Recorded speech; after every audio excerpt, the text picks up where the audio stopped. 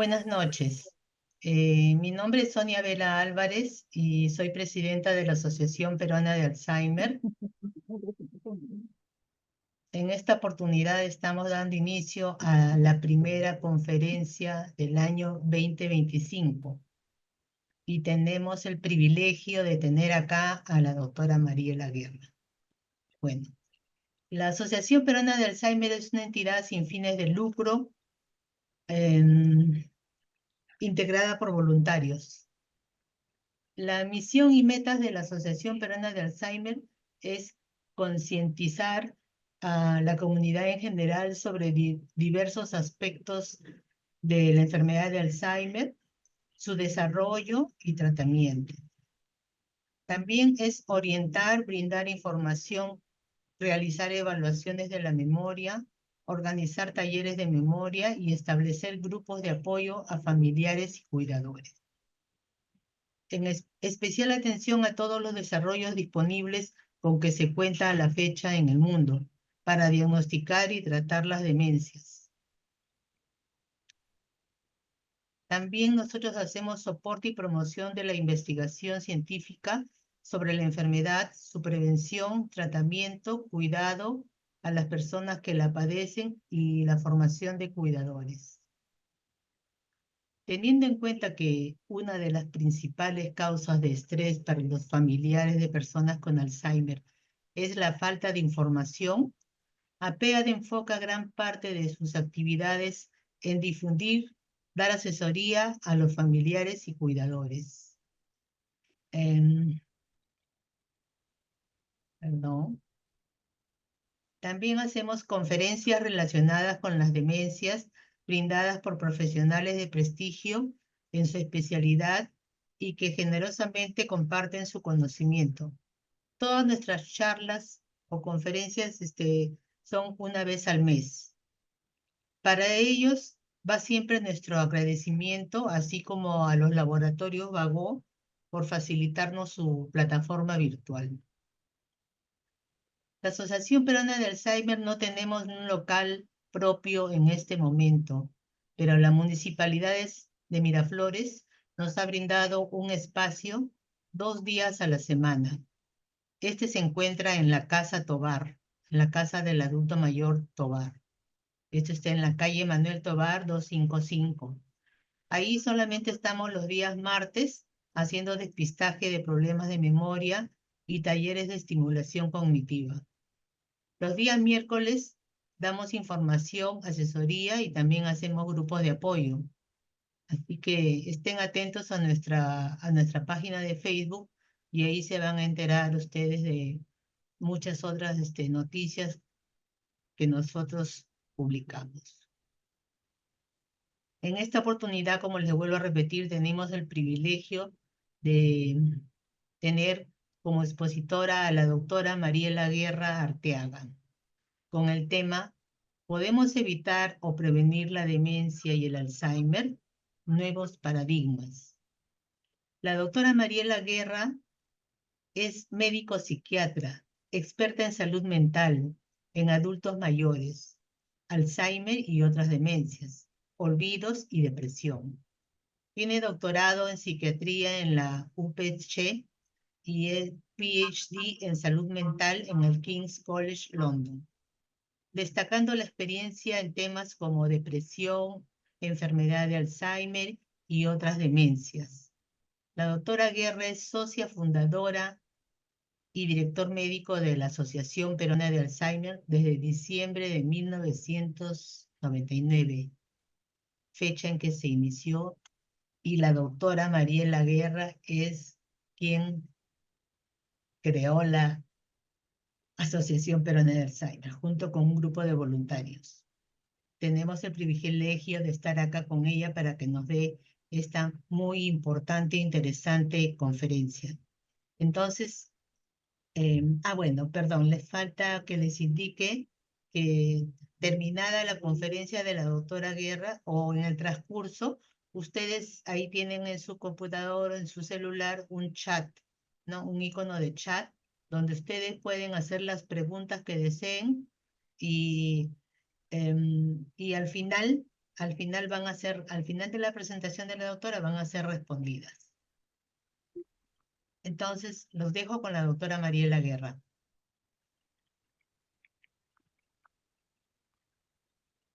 Jonathan. Ya.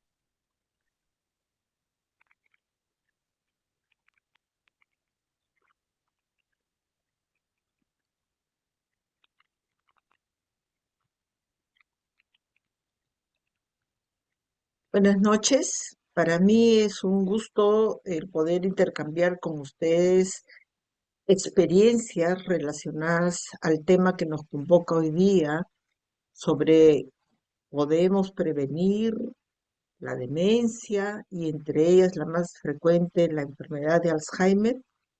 Agradezco a la Asociación Peruana de Alzheimer por la invitación y nos vamos al tema.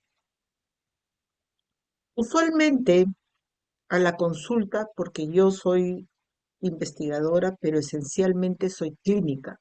Entonces veo muchos pacientes y lo que se ve en la práctica diaria es el familiar, llámese cónyuge, llámese hijo, generalmente la hija mujer, que viene porque ya no da más y nos dice alguna de estas cosas. Nos dice o mi mamá o mi papá están peor de la memoria, yo no sé si es un envejecimiento normal o si ya tiene algún problema, porque además ya no puede hacer las cosas como antes, pierde las cosas y no se acuerda dónde las ha puesto, pone las cosas en lugares que uno no puede imaginar, tiene problemas de lenguaje, a veces se desorienta, se desubica, no sabe en qué día, en qué año estamos, le ha cambiado el carácter, se ha vuelto irritable, ansioso, estresado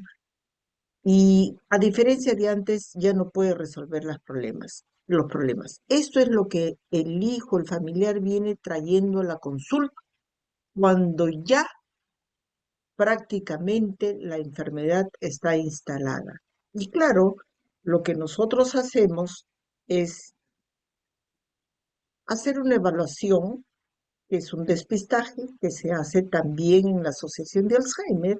Y dentro de eso, lo que encontramos generalmente es que uno les pregunta la fecha y, por ejemplo, estamos en el año 2025 y la persona, el familiar, ya duda y dice 2023, 2020, 1900.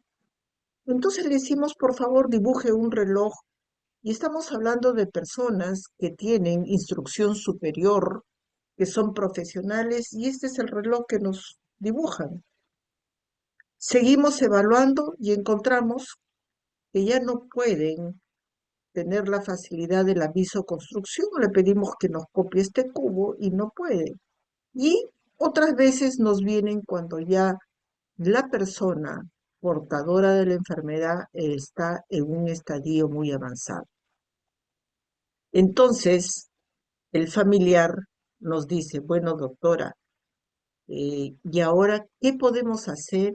Y yo como hija, ¿qué puedo hacer? Entonces, la, el diagnóstico en este caso es demencia. Y la demencia es un término paraguas que incluye una serie de condiciones que se van a presentar con alteración de las funciones cognitivas como la memoria, orientación, lo que acabamos de ver. La demencia más frecuente es Alzheimer, pero no es la única. Le siguen en frecuencia la vascular, la demencia por cuerpos de Lewy y vienen otras.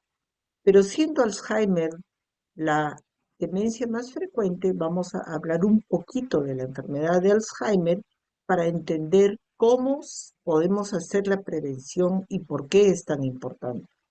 Acá tenemos el corte de un cerebro donde vemos el cerebro saludable y vemos el cerebro que ya está totalmente atrofiado, carcomido, y se ha achicado porque las neuronas se han degenerado, las conexiones se han degenerado, entonces se mueren las neuronas. Como ustedes recuerdan, porque ya hemos dado varias charlas, los cambios fundamentales o los marcadores de la enfermedad de Alzheimer a la fecha son dos. Uno es el depósito del beta amiloide que vemos aquí con un fondo rojo, un núcleo rojo, y también el depósito de la proteína tau. Es decir, estos son los marcadores biológicos que se encuentran cuando uno hace la biopsia del cerebro y confirma el diagnóstico, vamos a encontrar estas lesiones en abundancia. Lo último que se sabe, lo último que hay, es que la gran, o sea, primero viene la gran cantidad, el gran depósito de beta amiloide en el cerebro. Es como que se va acumulando, acumulando, acumulando, y cuando ya llega al límite, entonces se dispara la producción de la proteína tau. Esta proteína tau que empieza a acumularse dentro de las neuronas va a terminar también alterando las conexiones, la nutrición, el bienestar de las neuronas, y entre la proteína tau y el beta amiloide van a terminar matando, destruyendo a la neurona. Esto es lo último que se sabe. Gran acumulación de proteína tau, y cuando ya llega a un límite se dispara la sobreproducción de la proteína tau. Pero ¿qué tenemos que recordar? Fíjense ustedes, hay un estadio preclínico, es decir, antes de que la persona presente los problemas de memoria, los olvidos, los cambios en la forma de ser, las confusiones, la desorientación, mucho antes de eso, ya en el cerebro, 10 años o más antes de que vengan esos olvidos, en el cerebro ya se va acumulando esta, este beta amiloide que vemos aquí en rojo, se produce alteración en la sinapsis, se va produciendo la lesión neuronal, o sea, las neuronas se van malogrando y se van depositando esta proteína tau. 10 años o más antes de que se toque la puerta y digan, mi mamá se está olvidando, o que la familia se dé cuenta que la persona se está olvidando y que cada vez se olvida más. El problema es que estos olvidos muchas veces son confundidos con edad. Bueno, ya es normal que se olvide mi mamá porque ya tiene 70, 80 años. No es así, ese es un mito, no es normal. Entonces, ¿qué es lo que sucede? Que tenemos un primer estadio que le llamamos nosotros el estadio preclínico. Antes de que empiecen los olvidos, los problemas de la memoria, los problemas de la orientación, etcétera, miren ustedes cómo ya en el cerebro, repito, en este estadio preclínico, se está depositando el beta amiloide, y hay cambios en la sinapsis, hay cambios en el depósito de la proteína tau, la estructura del cerebro ya está alterada, y luego tiene un estadio que nosotros le llamamos el deterioro cognitivo leve. Este es un estadio muy importante porque es aplicar la prevención, ya que este estadio no es normal. Ya esto es una enfermedad que técnicamente se llama deterioro cognitivo leve. Y fíjense ustedes aquí en la parte de abajo, ya empiezan los problemas de memoria, de orientación, de lenguaje, poquitos. La persona todavía sigue haciendo sus cosas, pero ya empiezan los problemas. Pero cuando este deterioro cognitivo leve empieza, miren ustedes, en el estadio preclínico, en el cerebro, ya se han dado todos estos cambios. ¿Qué sucede?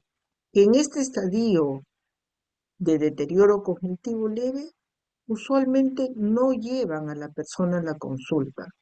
Entonces, este estadio no es diagnosticado y esto ya es una enfermedad. Y no se diagnostica porque igual, repito, se asume que es parte de la vejez, que se está olvidando, que se confundió, que se equivocó, que se desubicó. El problema es que esta curva negra que ustedes ven aquí abajo sigue avanzando porque el deterioro cognitivo leve ya pasa a ser una demencia.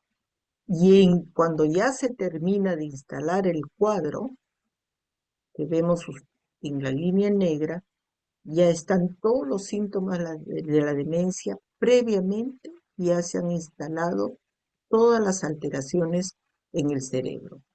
Y esto es lo que nos hace revisar si es factible que nosotros podamos evitar la demencia, qué cosa podemos hacer, porque fíjese cuántos años antes se dan los cambios en el cerebro, muchos años antes de que se instale esta parte donde se pide la consulta, porque el paciente ya o la persona ya no recuerda nada, se confunde, no reconoce a los hijos, no sabe en qué fecha está, se desubica, en fin, ya todas las características de una demencia. Recuerden ustedes que no solamente es Alzheimer, Alzheimer es la demencia más frecuente, pero existen otras demencias como la demencia vascular, la demencia por cuerpos de Lewy, en fin, otros tipos de demencia. Entonces hablamos de la prevención. La prevención, existen tres tipos de prevención: la prevención primaria, la secundaria y la terciaria. ¿Cuál es la prevención primaria? Y miren, aquí están las curvas de lo que nosotros hemos estado hablando. Y la prevención primaria está dirigida a evitar o a postergar el inicio de la patología, en este caso de Alzheimer. Es decir, ¿qué hacemos para evitar que se produzca la demencia, que puede ser vascular, como hemos dicho? ¿Qué hacemos para evitar que se produzca el Alzheimer, para que se depositen esas placas beta-amiloideas o esa tau? ¿Qué podemos hacer? Esa es la prevención primaria, evitar postergar el inicio. Luego viene la prevención secundaria. Y la prevención secundaria está ya relacionada a detener el inicio del deterioro cognitivo. Es decir, está relacionada a detener ese deterioro cognitivo leve que le sigue al envejecimiento cerebral normal. Ya empezamos a ver, bueno, ya no evito cómo se deposita, sino ahora qué hago para disminuir ese depósito de beta amiloide, para disminuir la neurodegeneración. Y finalmente, cuando ya la enfermedad está totalmente instalada en este estadio, donde ya hay los olvidos, desubicación, confusión, irritación, depresión, etc., ya viene la prevención terciaria y el tratamiento. ¿Cómo hago para evitar que siga esta demencia? ¿Cómo puedo yo evitar que se complique el caso? ¿Cómo puedo evitar que esto siga progresando? Y entonces, acá tenemos que hay comisiones a nivel internacional que se dedican a estudiar en grupos de diferentes condiciones, diferentes países, diferentes continentes, se dedican a estudiar cuáles son los factores de riesgo que llevan a una persona que desarrolle demencia. Y entonces tenemos condiciones que se presentan desde el nacimiento, como ustedes pueden ver acá. ¿Y cuál es el factor de riesgo para una demencia, en este caso para Alzheimer, desde el nacimiento? Es el ApoE4, la presencia genética del ApoE4 en nuestro organismo. Pero los factores de riesgo se han estudiado por etapas de vida. ¿Cuál es el factor de riesgo en el nacimiento? El factor de riesgo en las edades tempranas de la vida, en las edades medias y en las edades tardías. Entonces, ¿qué es lo que se ha encontrado? Que modificando estos factores de riesgo la incidencia, o sea, los casos de demencia pueden disminuir. Vamos a hablar un poquito de la parte del factor de riesgo del nacimiento, que sería el genético. Y entonces la pregunta es, si uno de mis padres tiene la enfermedad de Alzheimer, ¿yo también voy a tener la enfermedad, doctora? Y esta es una pregunta frecuente porque obviamente los hijos que están acompañando a esos padres y ven el deterioro quieren evitar que a ellos les suceda lo mismo. Y entonces nos encontramos que el factor de riesgo al nacimiento es la presencia del ApoE4. ¿Pero qué es esto? Todos tenemos una apolipoproteína E que le llamamos ApoE. Esto los tenemos todas las personas y esta es una proteína que contribuye con el transporte del colesterol y otras grasas en la sangre.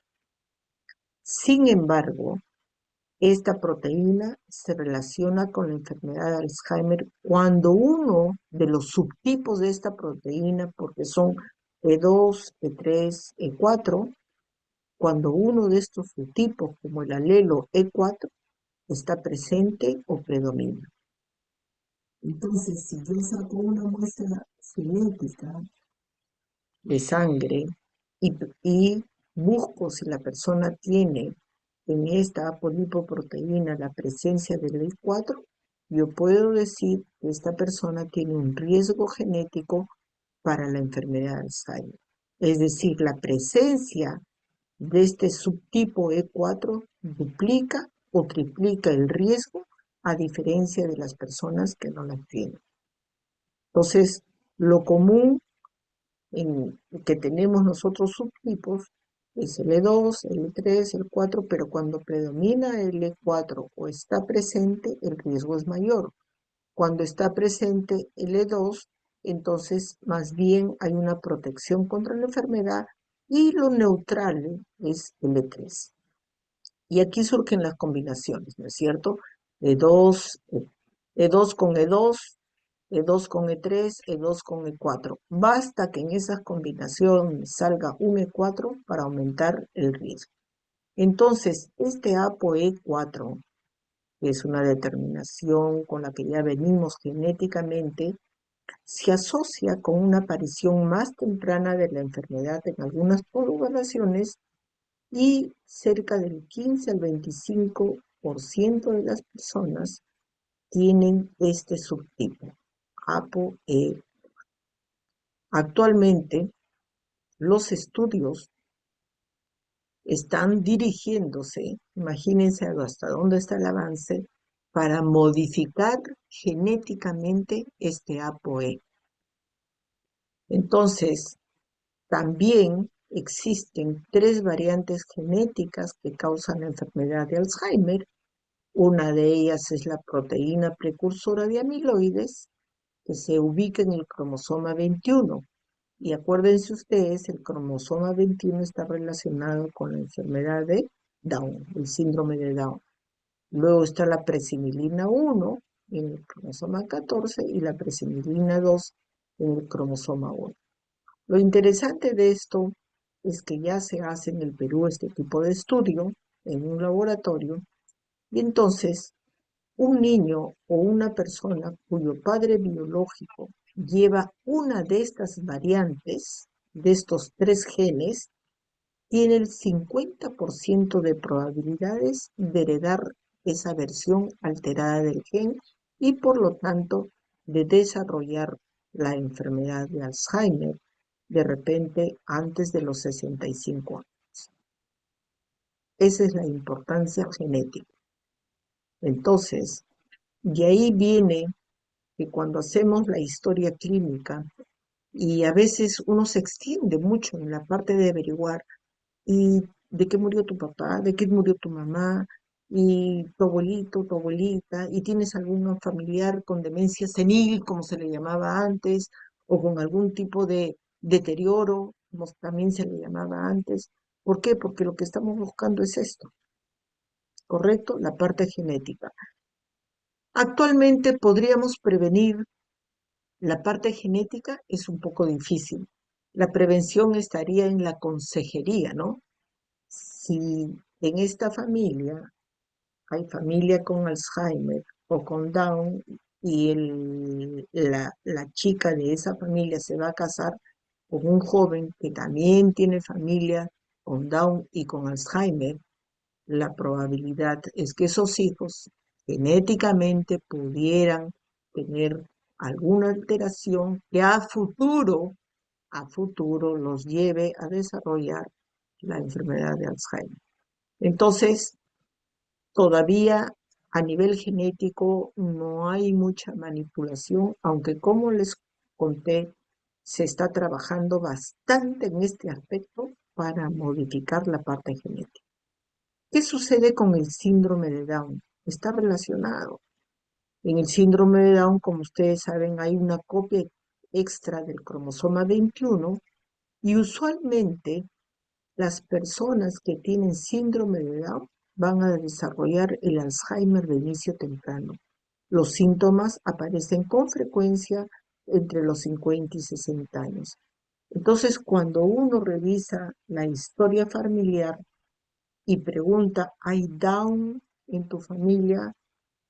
Entonces, si uno encuentra que sí hay Down, probablemente lo que yo tengo al frente, la persona que está con demencia y que es de repente la mamá, la abuela, porque hay algún familiar con Down, probablemente esté haciendo una enfermedad de Alzheimer. Entonces es muy importante revisar en la historia familiar si es que hay presencia de Down y como antes se le llamaba demencia senil.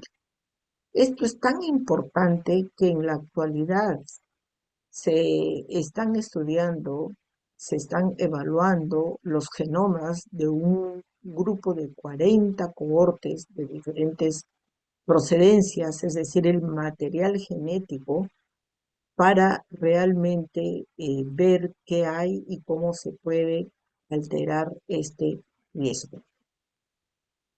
También es importante decir que no, que hay personas que tienen Alzheimer, pero no tienen antecedentes familiares. Sin embargo, nuevamente recalcamos que aquellas personas que tienen padres o hermanos con la enfermedad tienen mayor riesgo de desarrollar Alzheimer que aquellas personas que no tienen esa asociación. Entonces, ahorita, los que están escuchando esta conferencia tendrían que preguntarse, bueno, ¿y en mi familia hay Down o no hay Down? Porque si hay Down, o si mi papá tuvo Alzheimer, o si mi mamá tuvo Alzheimer, o si mi abuelito tuvo Alzheimer, o si mi abuelita tuvo Alzheimer, yo que tengo 40 años, de inmediato tengo, como se dice, poner las barbas en remojo. ¿Por qué? Porque quizá yo ahora tengo 40, pero quizá yo a los 50 o 60 voy a desarrollar la enfermedad. O tal vez tengo inscrita la enfermedad y la voy a desarrollar. Entonces, en la enfermedad de Alzheimer, que es la demencia más frecuente, acuérdense ustedes que hay una influencia genética y también es importante la región geográfica, como vamos a ver en un momento. Esto es importante porque este riesgo varía de persona a persona. La ascendencia que las personas tenemos en el Perú, por ejemplo, es una mezcla, ¿no? Es una mezcla de la ascendencia africana, asiática, europea, amerindia, es decir, tenemos una mezcolanza. En Europa quizá la ascendencia es más europea, más blancos, en Japón más asiáticos, en África más africanos, etc. Pero este tipo de ascendencia que tenemos es también muy importante en cuanto al aspecto genético. Y entonces la genética, en combinación con factores de estilo de vida y ambientales, van a influir para el desarrollo de la enfermedad de Alzheimer. Es decir, por un lado, cuenta la determinación de ese APOE4, también cuenta si mi papá, mi mamá tuvieron Alzheimer o mis tíos, mis abuelos, pero también cuenta mi ascendencia, el predominio de mi ascendencia. Y entonces, Aquí hay un estudio muy interesante que presentó el doctor Mario Cornejo en agosto del año pasado. Es un estudio calientito, y donde él encontró que en el Perú existe un gran riesgo genético para Alzheimer porque él identificó una nueva variante en la familia peruana con ancestros nativos. Es decir, el riesgo de ese ApoE del que hemos conversado por ancestro, en el caso de los peruanos, ese riesgo es mayor que en los blancos no hispánicos, que en los africanos y que en los blancos hispánicos. O sea, los peruanos que tenemos más ancestros nativos tenemos mayor riesgo de hacer Alzheimer. Y si nos comparamos con los blancos no hispánicos, por ejemplo, algunos de otras zonas geográficas, o con los africanos, qué sé yo. Y ese riesgo que él encontró es un OR de 5, o sea, es un riesgo de 5 veces más en estas otras regiones. Este es un estudio muy interesante del doctor Cornejo. Entonces, repito, ¿qué hacemos con la prevención? Existen predominantemente tres tipos de prevención. La prevención primaria, que se dirige a evitar la enfermedad, disminuir los riesgos, tomar acciones para evitar la enfermedad, en este caso para evitar la demencia. Esa es la prevención primaria. ¿Qué hago yo para evitar la demencia? Luego viene la prevención secundaria, que se relaciona a la detección precoz. Yo diagnostico precozmente, detecto precozmente para que evitar que esto siga creciendo o pase al otro estadio. Y la prevención terciaria es cuando la enfermedad ya está establecida. Bueno, ya tiene la demencia, el Alzheimer completamente instalado. ¿Qué hago yo para que esta enfermedad no progrese tan rápido, para que no avance? ¿Cómo puedo, en el caso de una demencia vascular, cómo puedo ayudar a mejorar el lenguaje, la función motora? Eh, es decir, cómo puedo mejorar a la persona que ya tiene la enfermedad. Si nosotros revisamos la demencia, vamos a ver que en el envejecimiento cerebral normal, que empieza en la década de los 30 años, ahí es donde tal vez, e incluso antes, porque nosotros envejecemos, según teorías, desde que nacemos, tengo que empezar con la prevención primaria. Y claro, ya cuando llego yo a la vejez, en el Perú se dice viejo cuando la persona tiene 60 años, pero antes de los 60 años nosotros constantemente estamos envejeciendo, ¿no? El envejecimiento cerebral teóricamente empieza entre los 30, a partir de los 30 años aproximadamente.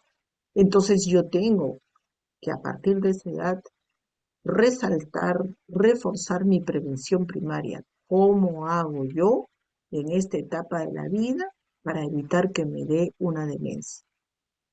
¿No es cierto? ¿Qué hago yo para evitar que me dé lo que sigue después de un envejecimiento cerebral? El deterioro cognitivo leve.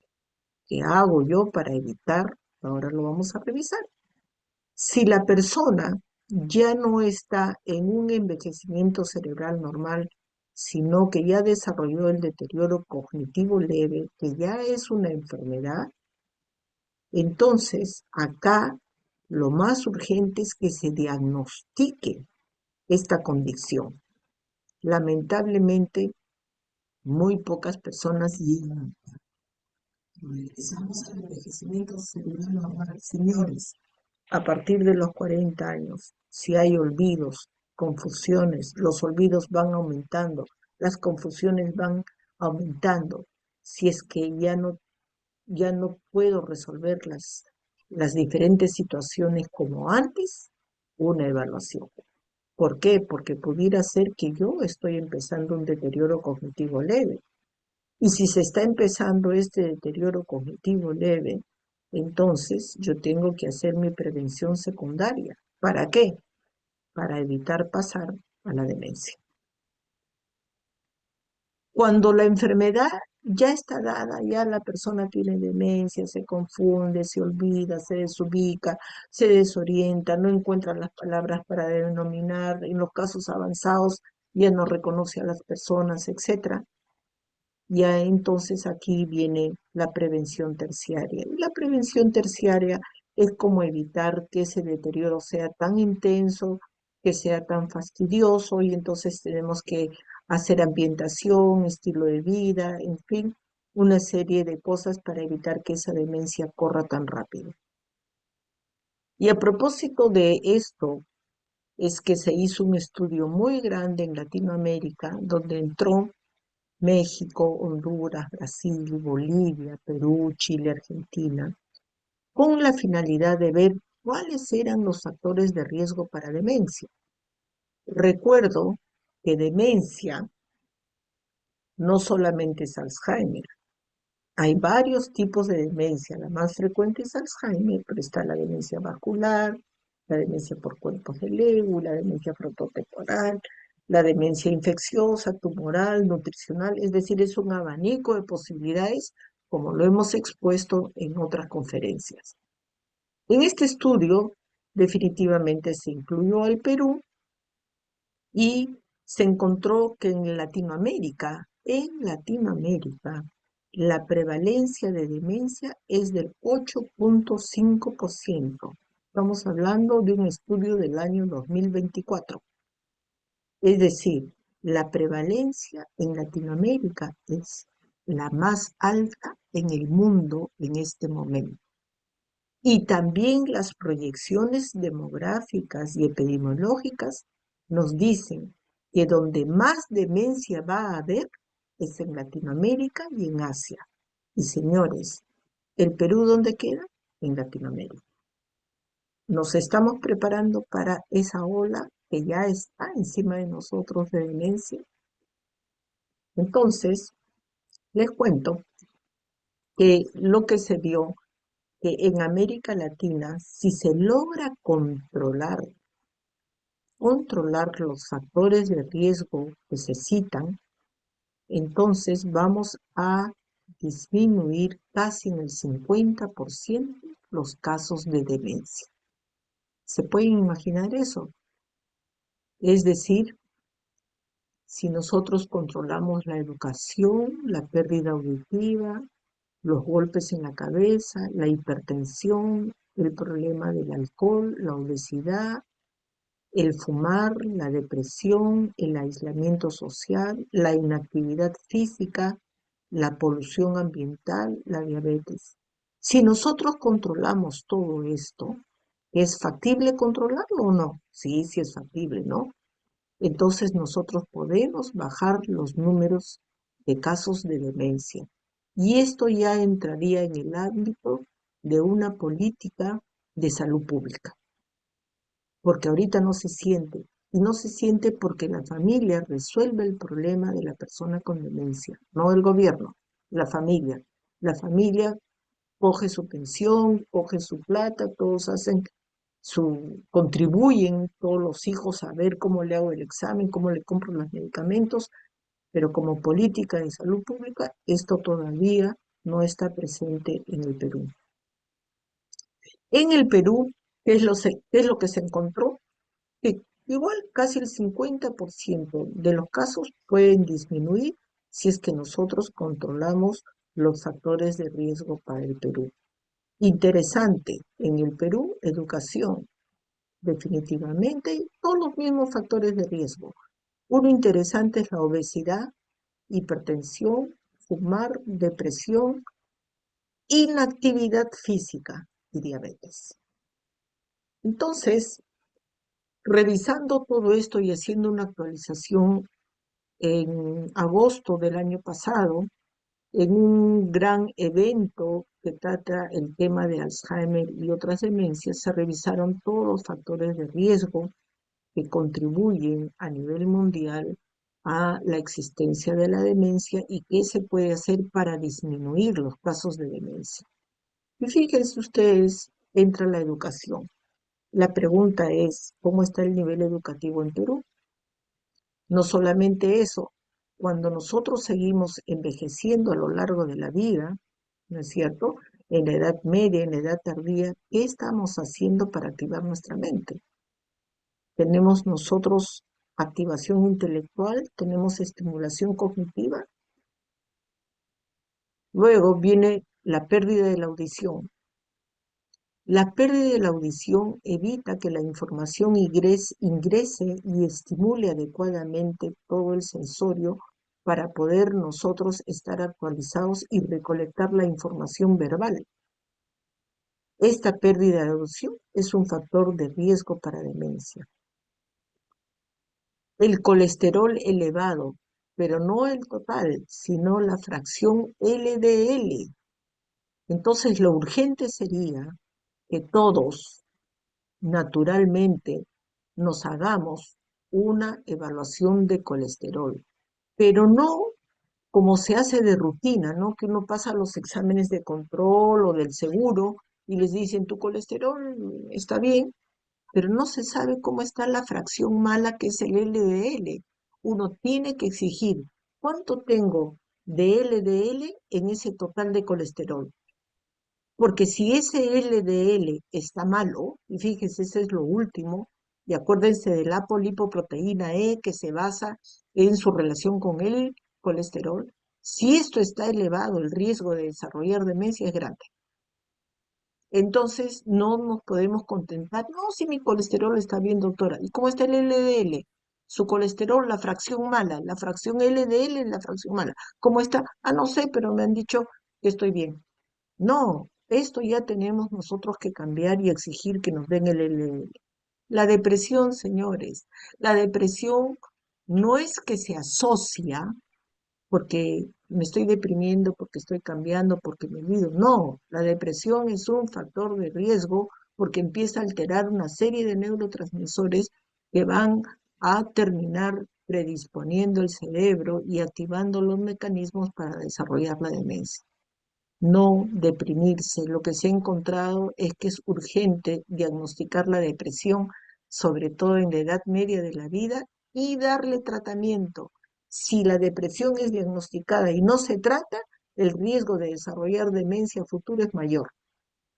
Entonces, ustedes revisen y ya no puede existir ese concepto de antes, ¿no? Pon de tu parte, ¿por qué te vas a deprimir? Ponte tu parte, y le doy un palmazo en el hombro y le digo, ponte tu parte, yo estoy a tu lado. No, señores, la depresión es como una neumonía. Yo al que tiene neumonía le doy beso, abrazo, le digo que estoy a su lado, pero si no le doy el antibiótico se me muere. Igualito es la depresión. Por eso tenemos que revisar si yo tengo depresión, si mi familiar, mi amigo tiene depresión, inmediatamente alertar porque a futuro esto puede derivar en una demencia. Y ojo, siempre viendo los antecedentes familiares. Golpes en la cabeza. Entonces, si yo sé que tengo mi papá con Alzheimer y tengo mi abuela que tuvo Alzheimer, no me voy a meter a hacer deportes intensos, ¿no? Que me pueden llevar a un riesgo de golpearme la cabeza y perder el conocimiento. Es decir, evitar deportes, situaciones, actividades de riesgo. La falta de actividad física, eso es algo que nos mata a todos. Tengo flojera de caminar, tengo flojera de montar bicicleta, tengo flojera de irme a una piscina y nadar, tengo flojera de bailar, porque la actividad física no es que a veces me dicen, doctora, yo todo el día estoy en mi casa, voy a la cocina y ahí estoy cocinando, de repente me voy al segundo piso y veo mi cuarto, pero esos son pedacitos de actividad física. Lo que se necesita acá es una actividad física constante que dure por lo menos 30 minutos y por lo menos 3 veces a la semana.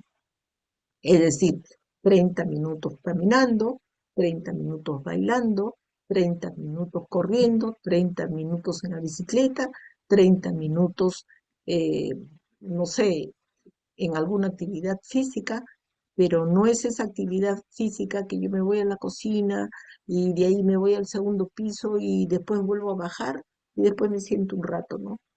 Esa no es la actividad física que se necesita. Otra cosa importante, señores, la diabetes. Por favor, todos tienen que hacerse una glucosa, hemoglobina glicosilada e insulina basal. Más aún si tengo algún familiar que tiene diabetes. ¿No saben ustedes cómo la diabetes malogra los vasos sanguíneos? Y parte de los riesgos que hay para demencia son los riesgos vasculares. No se olviden, los riesgos vasculares. Y entonces yo le pido a una persona que es diabética, hipertensa, le pido una resonancia magnética y tiene demencia. Y le pido la misma resonancia a la persona que no tiene diabetes ni tiene hipertensión. Y es increíble cómo uno puede en las imágenes, en la resonancia magnética, ver las diferencias.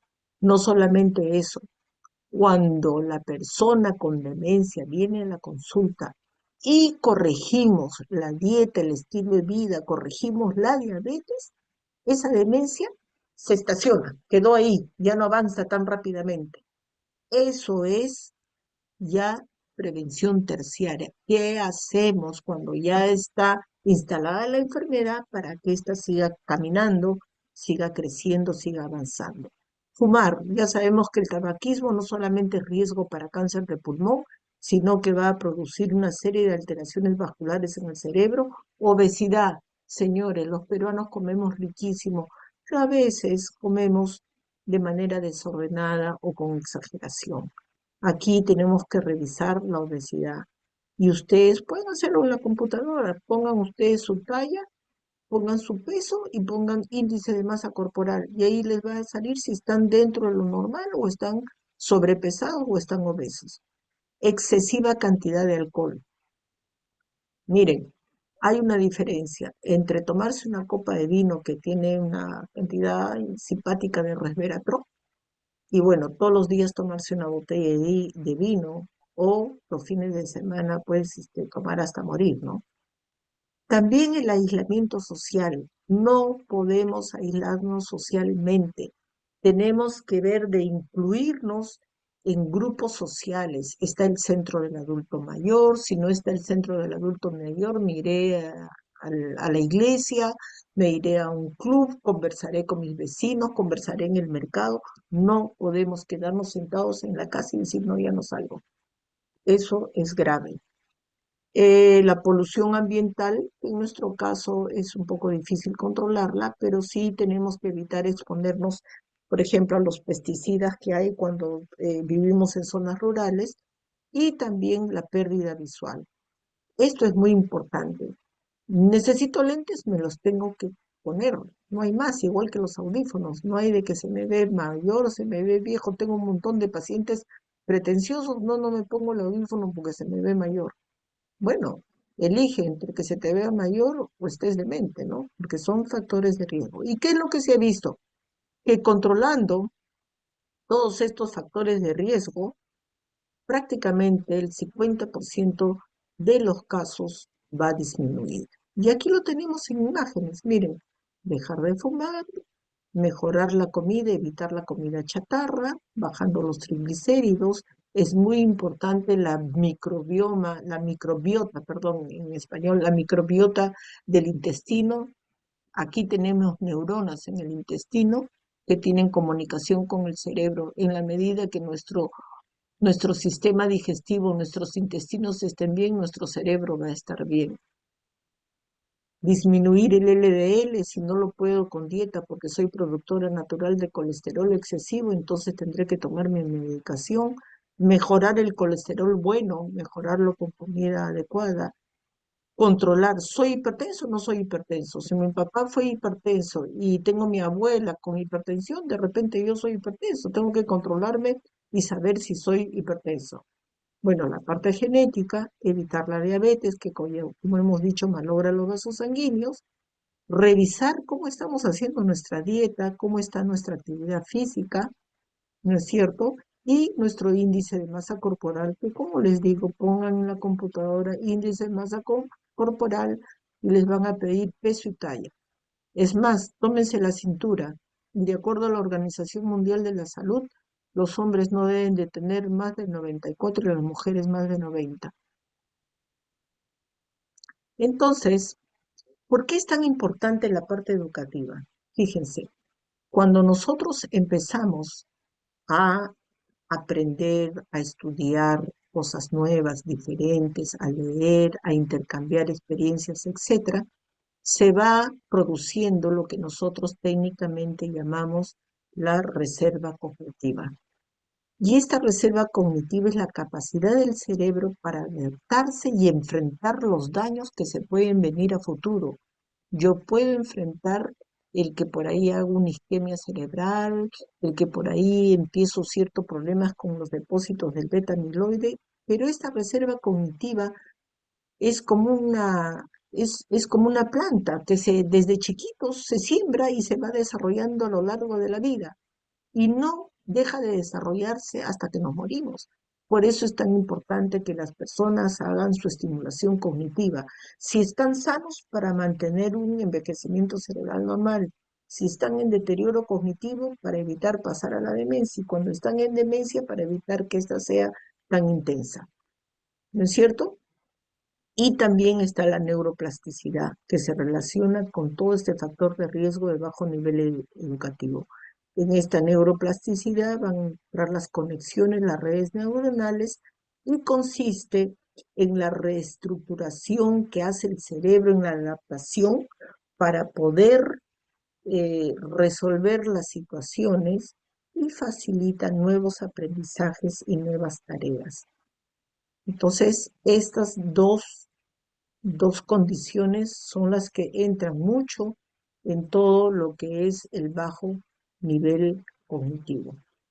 Si nuestra reserva cerebral neurobiológica es baja, definitivamente no me voy a poder proteger adecuadamente contra la demencia. Entonces, tenemos nosotros que realmente estimular todo nuestro nivel educativo, nuestra estimulación cognitiva para seguir desarrollando, protegiendo nuestra reserva cognitiva.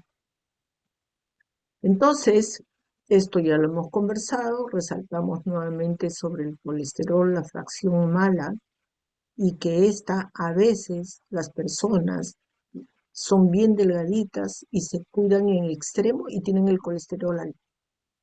Eso ya es un problema genético, ellos han venido con esta condición y entonces probablemente tienen que medicarse. Pero hay quienes no tienen eso, sino que tienen el colesterol malo alto porque no hacen actividad física o porque no comen adecuadamente. Entonces, si nosotros quisiéramos abordar todos los factores de riesgo, vamos a encontrar que el controlar la diabetes, el disminuir el colesterol malo, el dejar de fumar, el reducir la obesidad, evitar los golpes en la cabeza, esta intervención de control de factores de riesgo va a disminuir las alteraciones que se producen en el cerebro y que dan la demencia. Y entonces van a prevenir la demencia, van a evitarla o van a retrasar la aparición de la demencia. El control de estos factores, colesterol, hipertensión, obesidad, va a disminuir el daño vascular que se produce en el cerebro. Va a reducir el estrés y la inflamación. Acuérdense ahora que la inflamación es un proceso muy importante que tiene que ver con una serie de enfermedades. Y luego tenemos que si nosotros prevenimos la depresión, estimulamos la parte intelectual, hacemos actividad física, también vamos a disminuir el daño vascular, vamos a disminuir la producción de las alteraciones que producen demencia, vamos a reducir el estrés y al reducir el estrés vamos a disminuir la inflamación y esto va a hacer que construyamos una mejor reserva cognitiva. Acuérdense de la reserva cognitiva.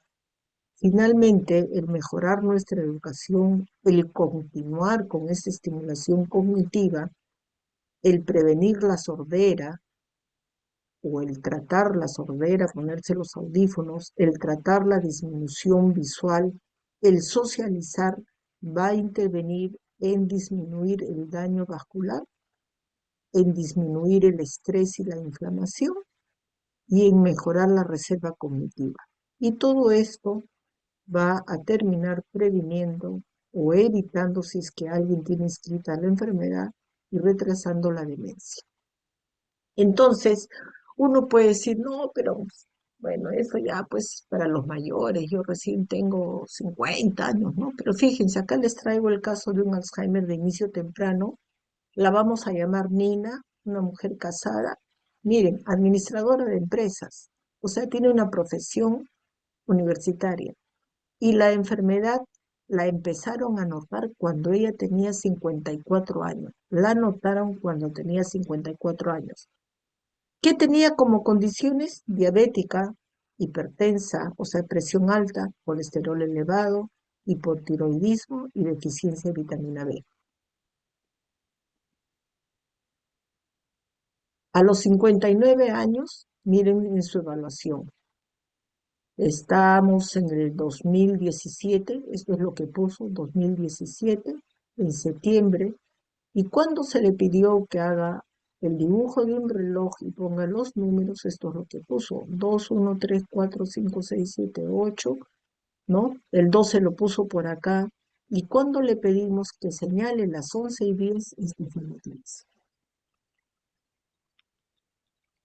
No podía copiar un cubo, y entonces acá tenemos a los 61 años, perdón, a los 61 años esto, o sea, 2 años más tarde ya no podía ni siquiera poner los números del reloj, y si acá hizo un esbozo de cubo, acá ya no pudo hacer nada, ya no, eran unas líneas que no se entendían. Y por supuesto, acá la tenemos a ella, 66 años.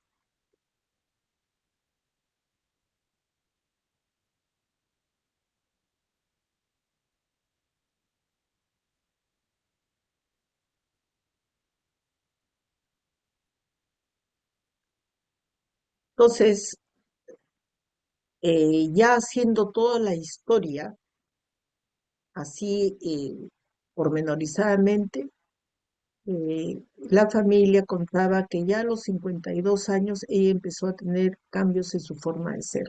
Se había vuelto irritable, desconfiada, a veces depresiva, ya no podía, a veces no encontraba palabras para decir lo que quería y también ya tenía ciertos problemas para hacer actividades de la vida diaria. Y aquí viene la parte genética, ¿no? La abuela, la prima hermana, la prima y la hermana habían tenido demencia. O sea, en ellas se consolidaron el factor genético y también las enfermedades que constituyen el factor de riesgo. Y yo quiero terminar diciéndoles que a pesar de todo esto, existen centenarios, o sea, personas de 100 años o más, que se comportan como personas de 80 años, 85. El caso prototipo que hizo que se empezara este estudio fue esta Hendrik de 115 años. Y aquí hay la foto de un montón de centenarios que tuvieron ese mismo comportamiento.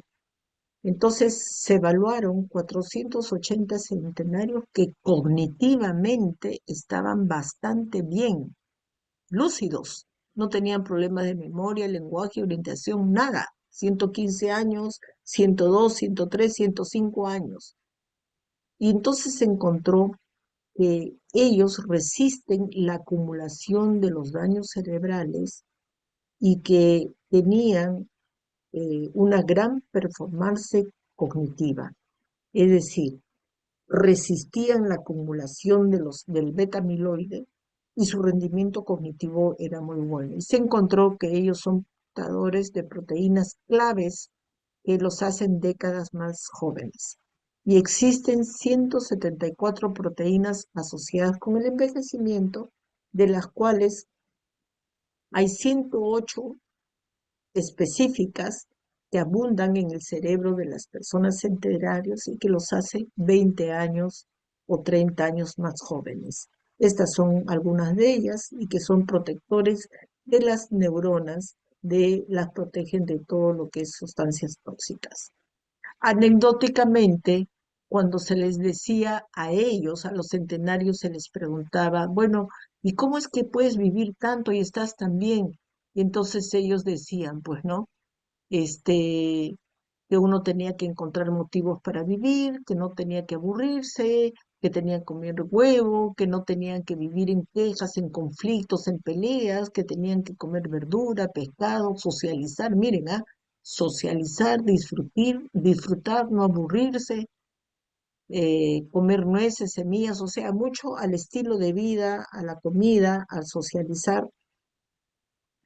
Y el mensaje es que es posible alcanzar edades avanzadas sin alteraciones cognitivas. 115 años funcionando como una persona de 80 años. Conclusiones. A la fecha hay 14 factores de riesgo que si los prevenimos, si los controlamos, podemos disminuir los casos de demencia. La reducción de factores de riesgo va a proteger a las personas que tienen ese riesgo genético, por lo tanto es necesario evaluar y corregir el estilo de vida. Los factores de riesgo involucran aspectos de la salud física y mental. Hay que hacer un diagnóstico temprano y un tratamiento oportuno. Lamentablemente, las poblaciones con desventajas sociales están en mayor riesgo, porque claro, a veces no saben qué es diabetes y si la tienen, no tienen cómo controlarla, no tienen atención médica, no tienen plata para la medicación. Si empiezan desde chicos con un bajo nivel educativo, no pueden continuar estudios, etcétera. Son poblaciones con desventaja social. Es urgente la intervención y la investigación en nuestros países. Es una prioridad en la salud pública. Entonces, si ustedes tienen dudas, preguntas y cualquier cosa me pueden contactar. Aquí está el correo a donde pueden dirigirse. Aquí están los teléfonos donde también pueden comunicarse.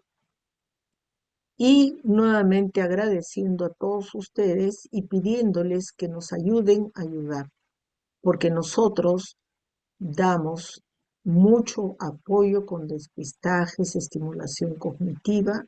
Esta conferencia, por ejemplo, que es totalmente gratuita para ustedes y yo también la estoy dando sin recibir nada a cambio más que la alegría de poder apoyar a la Asociación Peruana de Alzheimer.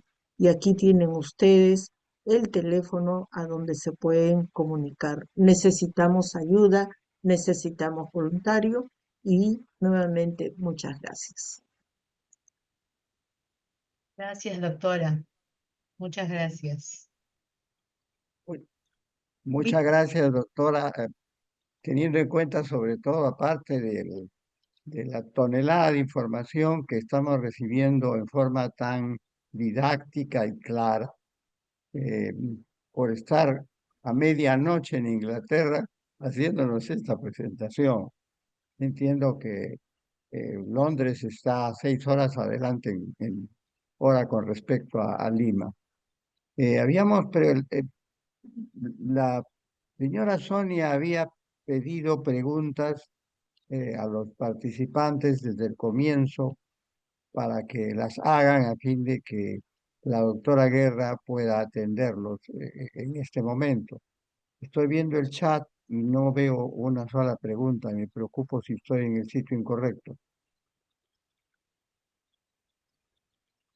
Yo estoy lista a contestar las preguntas que ustedes tengan. Efectivamente, yo estoy en Inglaterra y aquí ya son la 1:10 de la mañana, pero con mucho gusto estoy atenta a las preguntas que ustedes tengan o a la información que requieran.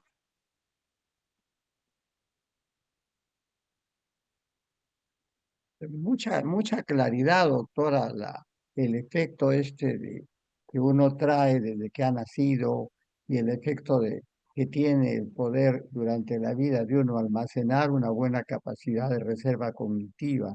Esto es algo que a los adolescentes hay que meterles en la cabeza para que sepan que depende mucho de ellos, el que puedan ser pues unos, tener cerebros tipo Hércules cuando lleguen a los 80 años. De lo contrario, van a tener cerebros débiles. Es muy interesante el que uno aprenda que la actividad física y la constante ejercicio mental contribuye a que uno pueda mantener un cerebro limpio. Lo que quizá valdría la pena si nos aclara un poquito más es eh, el efecto que tiene el dormir. ¿Cuál es el efecto que siempre preguntan? Bueno, a medida que voy envejeciendo, parece que mis horas de sueño van reduciéndose. Y si hay algún efecto sobre esto también, el cuidado que debe tener uno con apnea. ¿Algún comentario al respecto? Sí, muy interesante la pregunta porque la alteración del sueño a veces es un síntoma, una presentación, en este caso, por ejemplo, de la demencia por cuerpos de Lewy. Pero en general, la persona cuando envejece duerme menos que cuando está más joven. Sin embargo, la recomendación es que si de joven dormía 10 horas, 12 horas, los jóvenes siempre tienen sueño y quieren dormir, la idea es que no deben de bajar de las 7 o 8 horas de sueño. ¿Por qué? Porque durante el día se acumulan una serie de tóxicos en el cerebro y tenemos un sistema que se llama el sistema linfático que se encarga de limpiar todas las toxinas, toda la basura que se recoge y que se acumula en el cerebro durante el día. Y entonces en la noche, esto del cerebro, este sistema linfático limpia todos esos desechos. Es importante también saber que en las noches es donde tenemos mayor producción de una hormona natural que todos tenemos, que es la melatonina. Y entonces, a veces no dormimos bien porque nos quedamos haciendo cosas hasta tarde, o nos quedamos con el televisor prendido, o porque tratamos de resolver los problemas a la hora que nos toca dormir. Es decir, nos acostamos y empezamos a pensar en los problemas y cómo los resuelvo. Definitivamente esto no es lo mejor para la salud del cerebro. De otro lado, el apnea del sueño es un tema interesante porque son episodios en los que hay una disminución de oxigenación del cerebro. Y como ustedes saben, este trastorno de la apnea del sueño tiene tratamiento. El punto es reconocerlo, diagnosticarlo y darle el tratamiento porque nuevamente regresamos a lo mismo de cómo esta alteración puede perjudicar al cerebro. Tenemos Ahora, preguntas. aquí hay una pregunta, ¿qué indicadores debemos tener en cuenta a una evaluación para descarte temprano de Alzheimer? Yo diría que si la persona tiene 40 años o más y tiene problemas de memoria, o se confunde, o le está cambiando el carácter, o tiene dificultad para resolver los problemas que antes los hacía con facilidad, entonces necesita la evaluación por un especialista. ¿Por qué? Porque esta alteración de la memoria, del carácter, puede deberse a una depresión, puede deberse a ansiedad o puede ser que toda su vida fue un déficit de atención. Esto es frecuente. Yo tengo varios pacientes que han venido por eso. Me dicen, doctora, me estoy olvidando, no vaya a ser que tengo Alzheimer. Y no es eso. Toda su vida tuvieron un déficit de atención y simplemente ahora se está mezclando el déficit de atención con el envejecimiento cerebral y como que se hace un poco más notable o notorio. Pero, sin embargo, como les presenté el último caso, no podemos dejar de pensar que una posibilidad, sobre todo si hay antecedentes familiares, no vaya a ser que yo pueda desarrollar Alzheimer. Por lo tanto, esto debe ser evaluado por un especialista que maneje el tema de depresión, ansiedad, obsesiones y que maneje el déficit de atención, porque todo esto hay que descartarlo. A la primera no podemos decir, ¿sabes qué? No tienes nada. También tengo esos pacientes que muchos médicos le han dicho no tienes nada y cuando, bueno, el médico me ha dicho que no tienen nada, llegan 3, 4 años después ya con toda la demencia instalada. Tiene que ser un especialista que tenga experiencia en el tema.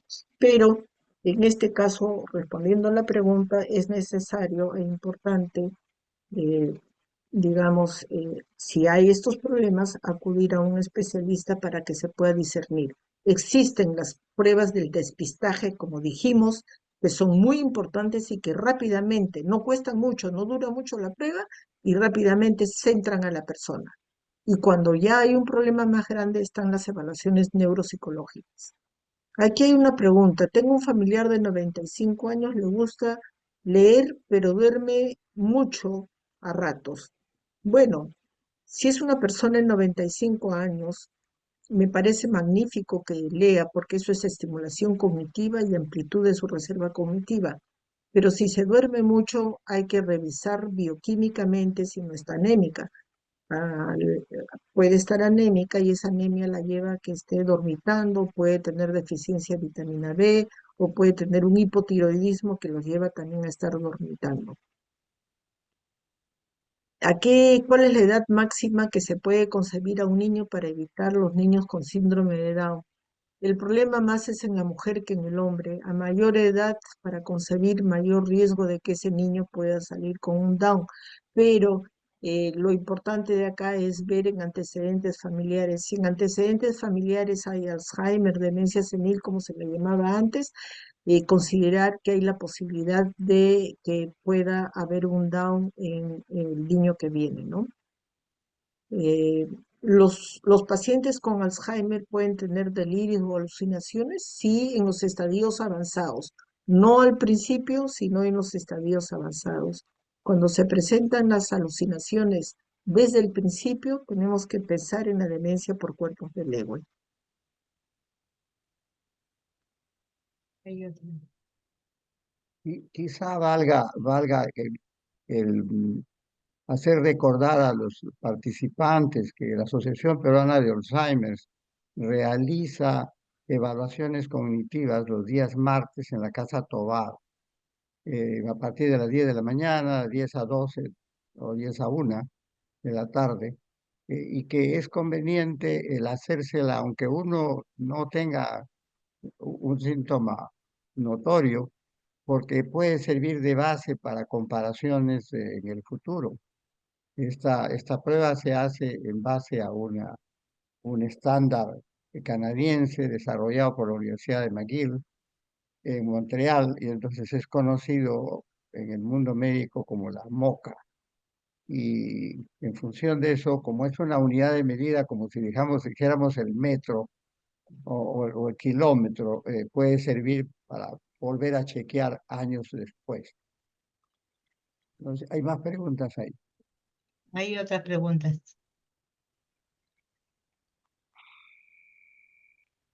Los pacientes con Alzheimer suelen tener alucinaciones, delirios. Esa ya la hemos contestado, pero yo podría decir que sí, como dije, pero no inicialmente. Si una persona con Alzheimer desarrolla un estado confusional agudo, hay que pensar que tiene una condición médica subyacente que puede ser un delirio o un estado confusional agudo y puede ser porque está haciendo infección urinaria, neumonía o qué sé yo. La otra pregunta está relacionada a las pruebas de despistaje. Fíjense, en la Asociación de Alzheimer, como acaba de decir Víctor, se hacen los despistajes los días martes. Es un despistaje que tiene una orientación al final y que da cuenta si la persona ya está empezando a tener un problema, una alteración y si es necesario hacer otros estudios. También se pueden hacer en forma privada, particular, y yo he dejado unos teléfonos donde pueden comunicarse para orientarlos al respecto, ¿no? Bueno, O no se porque entendió lo que dije, o se entendió muy bien cuando no hay son preguntas. Ser demasiado claras, doctora, doctora, ha demasiado sido muy claro, clara muy, tu muy claro. exposición, ha Y sido muy como clara tu siempre, exposición y la como, gente ya no tiene más que preguntar, ¿no? Porque todo ha quedado claro. claro, ¿no? Yo diría que también hay personas que nacen con la habilidad de ser docentes. Y pues la doctora Mariel es profesora universitaria con muchos años de experiencia que ya le da pues ventaja sobre el resto de los mortales. Entonces, eso explica también el que sea clara la explicación. Ahora, esto no termina de ninguna manera aquí porque siempre está la Asociación Peruana de Alzheimer, a la cual pueden dirigirse las preguntas que nosotros se la pasamos a la doctora de todas maneras porque no se nos escapa nuestra consultora técnica y a quien tenemos Y la suerte de tener como cerebro de la asociación. aquí hay unas preguntitas interesantes, ¿no? Doctora, soy cuidadora de un adulto mayor que tiene un diagnóstico de cáncer en etapa terminal. Él duerme tarde a la 1 a.m., siempre está alterado, algunas veces déspota, no come y es difícil dar su tratamiento. Su familiar lo llevó al psiquiatra, le indicó quetiapina, pero ella no quiere que el paciente lo tome y tampoco recibe sugerencias que ayuden a mejorar la condición de su familiar. ¿Podría orientarme cómo abordarlo? Es bien interesante esta pregunta porque algo que yo quisiera decir es que, por ejemplo, ¿no? El tratamiento para el cáncer, la quimioterapia, usualmente produce problemas de memoria. Y no es porque la persona tenga demencia, sino porque hay un efecto colateral o secundario de los medicamentos que se usan para el cáncer. Ahora, si esta persona ya está en etapa terminal, es probable que esté alterada, descompensada, porque está en un estado ya agudo y aquí lo que habría que conversar con la familia que no quiere darle la medicación es ver la calidad de vida de la persona, porque lo ideal es que la persona terminal termine tranquila, ¿no? Termine tranquila, sosegada, relajada, rodeada de amor, rodeada de familia, y no esté alterada, no esté ansiosa. Quizá habría que enfocarlo de esa manera, ¿no? Otra pregunta es, ¿la memantina y el donepezilo ayuda a retardar el desarrollo cuando ya hay un deterioro? Sí. Si es que este es un problema neurodegenerativo, sí, por eso es la evaluación, ¿no? La evaluación para ver si este es un deterioro cognitivo leve, de tipo neurodegenerativo, o si es una demencia de tipo Alzheimer en estadio inicial. Y aquí una cosa importante a propósito de esta pregunta. El tratamiento no es el tema, pero el tratamiento de la enfermedad de Alzheimer no es solamente con memantina. Tengo muchos pacientes que digan que están siendo tratados solo con memantina. El tratamiento es mixto, un inhibidor de acetilcolinesterasa con la memantina, ¿ya? Entonces, pero en alguna otra charla que demos sobre el tratamiento y los nuevos fármacos que hay en Alzheimer, vamos a revisar esto. Eh, ¿Cómo influyen las enfermedades autoinmunes? Hay varias enfermedades autoinmunes que se relacionan con demencia. Y entonces ya no es una enfermedad de tipo degenerativo como el caso de Alzheimer, pero sí son enfermedades que van a afectar las reservas cognitivas, van a afectar las capacidades intelectuales y entonces la persona va a desarrollar, puede desarrollar un síndrome demencial. A una mujer de 50 años con episodios de olvidarse algunas cosas, ¿cuál sería el ejercicio mental que podemos hacer? Ingresé un poco tarde. Lo primero que hay que hacer a esa persona de 50 años es hacerle un despistaje. Ese despistaje nos va a permitir determinar si está en un envejecimiento cerebral normal o ya inició un deterioro cognitivo leve. Ese despistaje va a encontrar cuáles son las áreas que está fallando y en función a eso es que se hacen los ejercicios, se diseñan los ejercicios que requiere. En general, lo que yo podría decir es que una de las principales funciones que se altera en el proceso del envejecimiento es la atención. La atención. Entonces, tenemos que hacer ejercicios de atención, ejercicios de atención, atención selectiva, atención sostenida. Es decir, por ejemplo, los que están escuchando esta conferencia están prestando atención y si es que están motivados y les interesa, pero en general el ejercicio de la atención puede hacerse en cosas tan simples como recortar un artículo del periódico y tachar todas las letras A, porque yo voy a tener que discernir y discriminar las otras letras y solamente tachar A. Ese es un ejercicio de atención, por ejemplo, ¿no? Entonces, este, ¿cómo podemos participar en el voluntariado? Qué bueno, esa es una pregunta muy interesante. Necesitamos voluntarios eh, para todo, para todo. Y en el teléfono de la asociación y en el correo de la asociación pueden comunicarse para poder conversar y ver qué habilidades tiene la persona que quiere ser voluntaria y en función a eso ver qué se le puede dar como actividad de voluntariado. Por ejemplo, necesitamos personas que puedan hacer despistaje, y entonces estaríamos hablando de repente de enfermeras, asistentes sociales, psicólogos que de repente están jubilados, retirados y que pueden ayudarnos. Necesitamos personas que también puedan hacer la estimulación cognitiva. Necesitamos personas que les guste más bien las relaciones interinstitucionales, que puedan comunicarse con otras instituciones y decirles, señores, existe la Asociación de Alzheimer, podemos dar una conferencia. Necesitamos personas que quieran acompañarlos al mes de Alzheimer, que hacemos una serie de actividades como eh, caminatas, conferencias, cursos. El Alzheimer se puede detectar desde temprana edad. Ahora, a través del, no he pasado las imágenes porque era mucho contenido, pero tenemos ahora a través de imágenes la detección precoz de los depósitos de amiloide. No tenemos ese tipo de PET en el Perú, pero hay en Uruguay, por ejemplo, ¿no? Entonces, el caso más temprano de Alzheimer detectado ha sido a los 26 años. ¿El rango de 54 a 60 se evidencia la demencia o es 10 años antes de estas edades?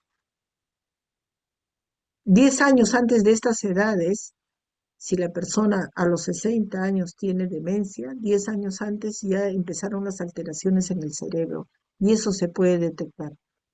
¿El fallecimiento del cónyuge puede acelerar la enfermedad? Lo que sucede es que usualmente el fallecimiento del cónyuge produce depresión. Y una vez que se desata la depresión o la tristeza asociada al fallecimiento, como que la familia empieza a detenerse en las manifestaciones que tiene la esposa o el esposo.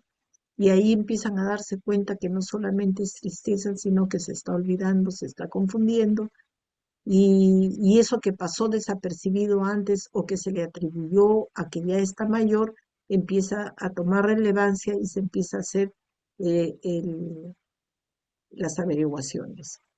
¿Qué puede hacer paciente de 80 años con demencia y tiene momentos de confusión, no le gusta salir de la casa?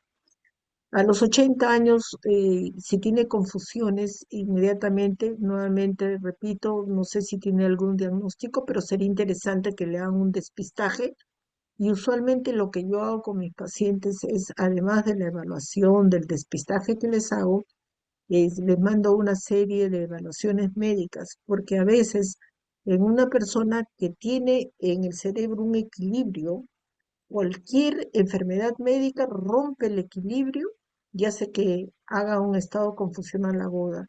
Por eso es que a mis pacientes yo les pido examen bioquímicos de todo tipo, como está la glucosa, la hemoglobina, las transaminasas hepáticas, la tiroides, etcétera. Es importante hacer este tipo de cosas. Ahora, no le gusta salir de casa, hay que ver.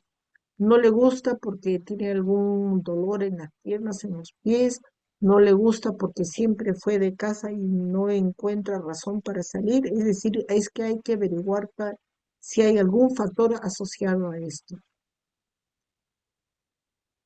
Ya, la acetilcolina tiene un efecto positivo, sí, es un efecto mejorador en las personas, pero no es el tratamiento para la demencia. Es un mejorador de la parte cerebrovascular, pero no es el tratamiento que se da cuando la persona tiene demencia. O sea, es un ayudante o ayudante al esquema, pero no forma parte del esquema esencial del tratamiento de la demencia, la acetilcolina. Muy bien,